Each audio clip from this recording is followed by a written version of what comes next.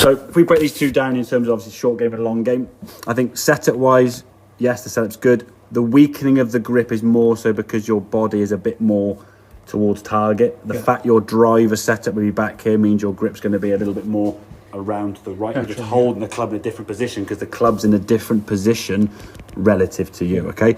The key thing for these though now is that the body, when you go back, is coiled, so your hands are there. We want the body to be going through on the way through, so the body keeps twisting and turning, and there's your hands on the way through the same kind of width. A nice sort of flow to that swing there, hitching that ball through, getting the body to swing and continue to move as the arms continue to move. So your arms were so heavy, just then being moved because of this movement, okay? In terms of the long game, I think the hip movement we talked about last time is good. I think the sway we've often mentioned in the past, okay, is more so with the top half. So as long as the head sort of maintains a sort of fairly stable position, on the way back it's allowed to back a little bit, as we said. From here now, I want that hip to get over to that side. There we go. So you keep, and again, you can now again because you're doing that now. Your left hip is moving, the left knee is sort of extending, and look where your right shoulder is.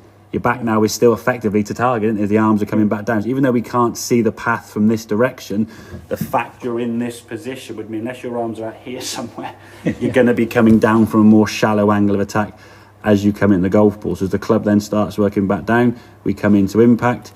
We're getting a nice kind of straight line there from shoulder, hands.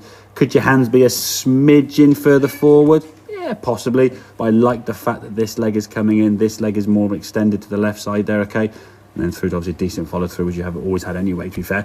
But at least the lower half now is doing the thing. So the lower half works better. You're creating separation now on that right hip turning, which is great. Now your hips are moving that way, yeah?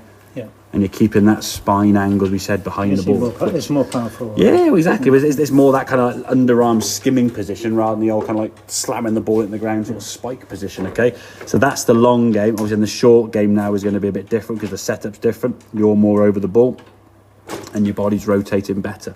Yeah. In both cases, you're still using your body better. That's the thing. Cool. I think the good thing I like about this one on the right-hand side, and we've seen this in the past before, look how much movement there isn't in your left knee. I've seen that before kind of over here somewhere. And when that happens, the top half now is going to tilt. You get the body too much here. Now your arms kind of have to come over the top. It's kind of written the stars, isn't it? So yeah. Okay, mate?